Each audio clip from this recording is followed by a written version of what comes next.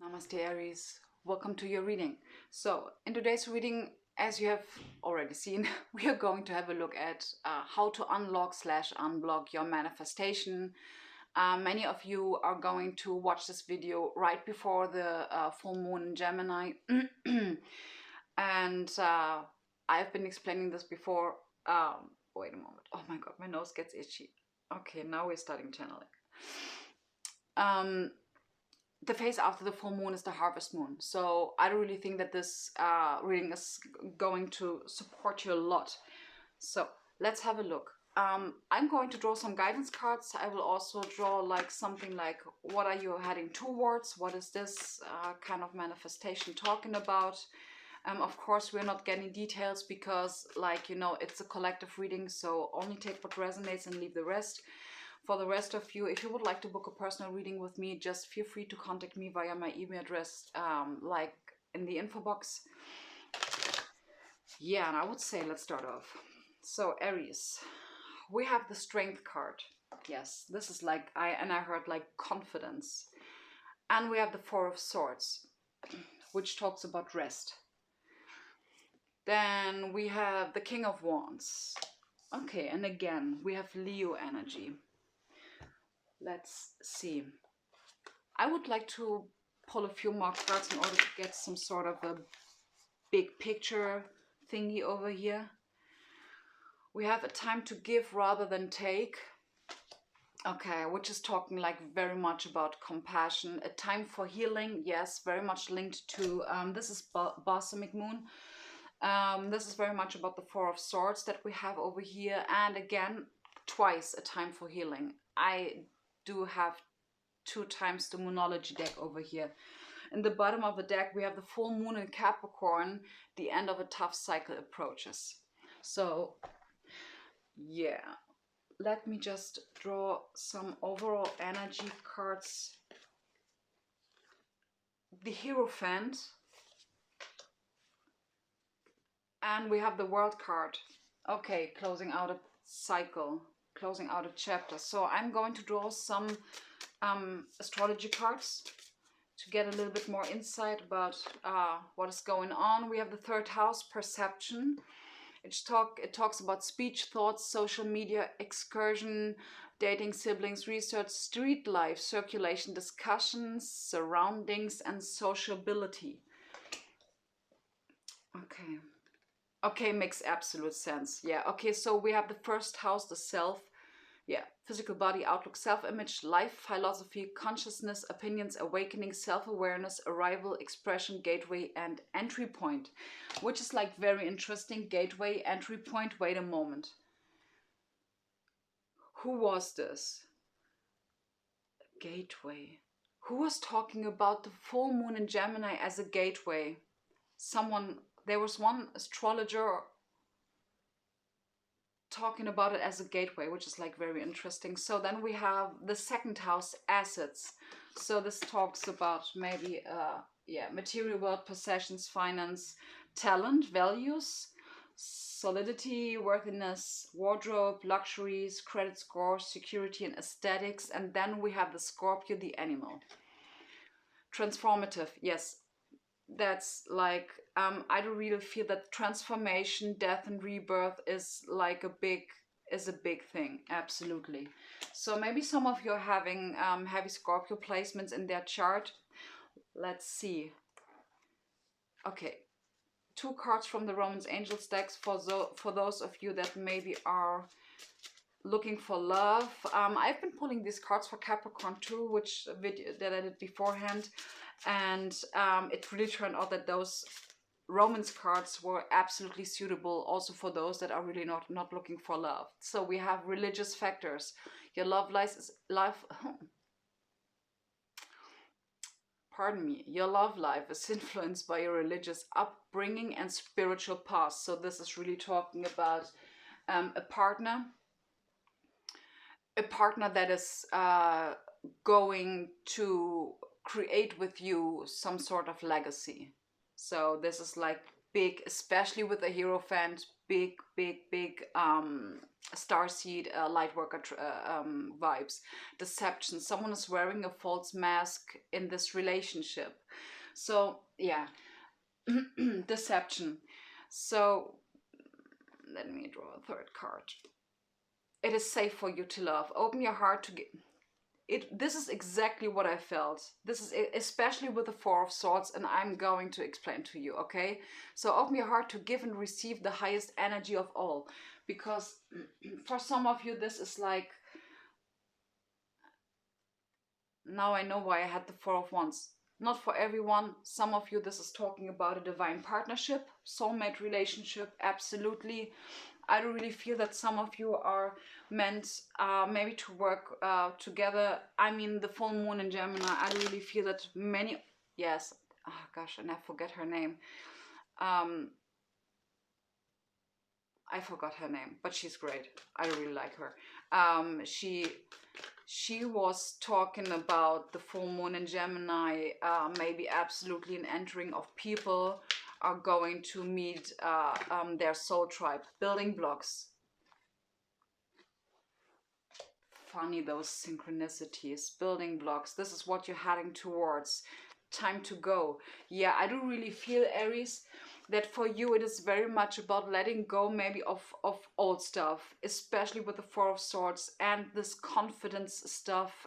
We have a lot of self-worth thingies going on, especially with the new moon in Virgo. It's time to give rather than take. And then the Y card. I don't really feel that for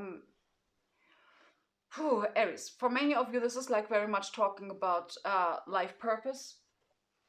This is talking about light worker stories here. Let me just pull some clarifiers, especially in regards to the world and the Hierophant. No, this is okay. So, okay. Chemistry. There's a strong magnetic attraction here with the world card. I do feel for some of you, Aries. And please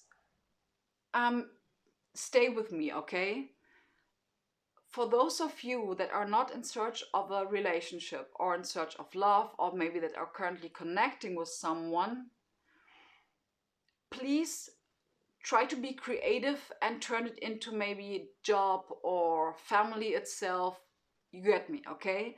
So, yeah, and start getting this ringing. So, let me talk about the love topic. With chemistry, there's a strong magnetic attraction here. And we have the deception card, and it is safe for you to love. So we also have the strength card.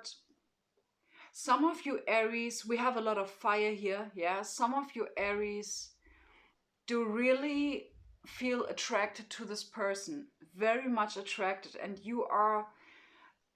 you're being told that it is safe for you to love. With the deception card, someone is wearing a false self mask in this relationship. I do feel somehow, if this is a twin flame relationship, it might be the both of you in some shape or form. But nonetheless, with the Four of Swords, let me just show you. With the Four of Swords, I do feel that you are still kind of trying to, how do I say this? Maybe trying to just protect yourself, because what is coming before the Four of Swords is the Three of Swords, and the Three of Swords is like the heartbreak card, okay? And right now, as an advice, you are very much asked really to take your time and heal. I mean, that's why we have twice the balsamic moon with a time for healing. It is really important for you to heal right now. Take please one step at a time, Aries, okay? Let me get a clarifier on the Hierophant, and we have the freaking Chariot. Can I get another clarifier for the World card? The World.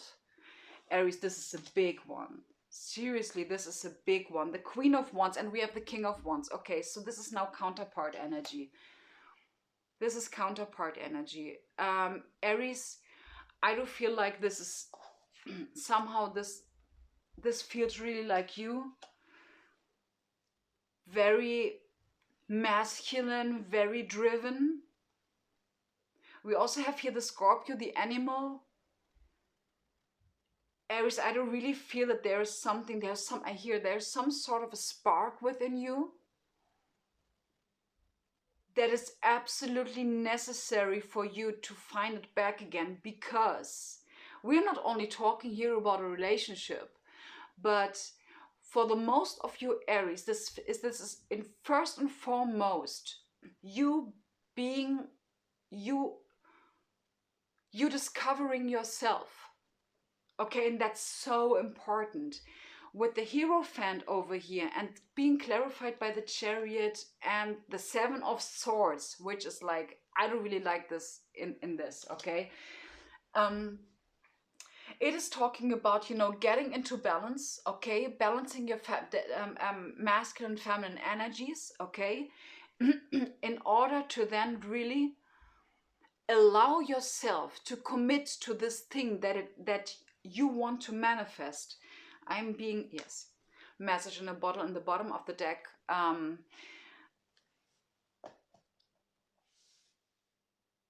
it's very interesting because there is a woman with a white card. She's having a book.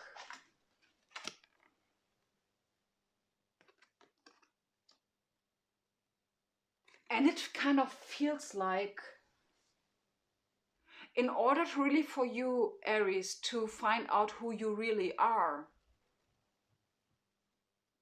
you really need to allow yourself to open up. You really need to heal your emotional wounds. Yes, and for some of you Aries, I would really like to point out the first, the second, and the third house. I mean, what a coinky dinky, okay?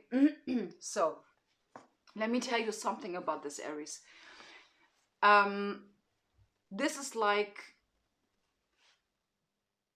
this is so cool because actually it goes like backwards. Let's start with the third house about perception, okay? So and actually not really like the explanation points out to me, but like more the word perception. I do feel, Aries, that it is so important for you to work on your self-worth. It is so important for you to heal your heart space. And I do really feel that for some of you, this person that you are connecting with is like the starting point, the initiation is what I just heard of you finally really letting go of those self-worth issues. Because I do see that with the World card and the Hierophant, I do have this big, and the World card twice, you're closing out a cycle. You're closing out a really huge cycle by being your most authentic self, by really being you, by allowing yourself being you. This is a big thing. I mean, especially when we're having some confidence issues going on.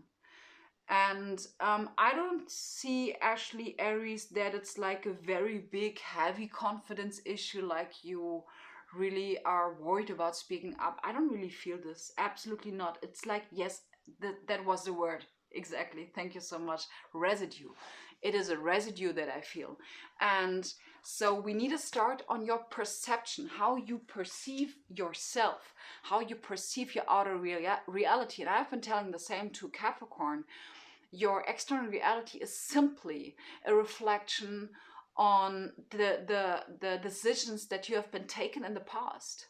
So which actually means like it's like obsolete. I don't know, I would say obsolete. It's like redundant to have a look on your external environment in order to kind of figuring out how to go forward. I hope you get what I mean. I'm like talking like very much more about like taking more of a spiritual path, okay?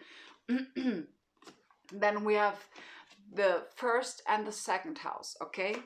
And I do feel with the self, you working on your perception, you healing your heart space is going to have a big influence, first of all, on yourself, okay, on your sun sign, which will then be reflected on the second house, on your assets, you know, the material worlds, the possessions, the finance, but it needs to come from inside. You need to feel abundant inside. You need to feel worthy of all of this beautiful stuff. Maybe really, maybe sometimes some people of you don't feel worthy about this partnership, or maybe this new job, or you really need to be true to yourself. You really need to be authentic with yourself, and open yourself up for those feelings. Let them come up, feel them, and then take the decision that that's not longer who you are. Okay? Yeah, it sounds pretty simple, but as I said in the channeling, we are being pushed into the situation over and over again in order for us to prove that we are standing up over and over again. Okay? But it is very important for you, yes, with the King of Wands and the Strength card, both are telling me you are freaking ready. That's why we have here the time to go card. You're ready. Okay, you've been doing a lot of work. You've been doing enough work. Now, look, you've been building the basement. Do you see all of these gray bricks? And now we get to the fun part, because now we have colored bricks. And now it's time for you to enjoy this, okay? It's time for you to enjoy this, what you just have manifested. Okay? Yeah, and I just heard, don't let pride get in your way. So, Aries, that was your reading. Wow. Big stuff, seriously. Thank you so much for being here. Highly appreciate all of you. I'm wishing you a wonderful week, and namaste.